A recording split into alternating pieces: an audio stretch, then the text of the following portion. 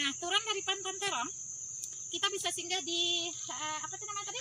Bukit Rintis. Buntul Buntul Rintis. Apa? Buntul Rintis. Buntul Rintis. Nah, Buntul Rintis ternyata memiliki eksotik, pemandangan yang sangat eksotik, yang dimana alamnya diakan. Jadi orang-orang berjiwa seni dapat mengolah itu sehingga kita menikmatinya dengan penuh sensasional dan kita nyaris lupa pulang. Jadi untuk jelasnya kan tadi udah lihat kan perjalanan saya. Nah, sekarang saya udah tutup, udah lelah dari pagi seharian ditemani oleh owner Lung Tawaran Indah. Terima kasih dia melayani di balik kameramen. Sampai jumpa lagi pada ngetrip berikut. Dadah dadah.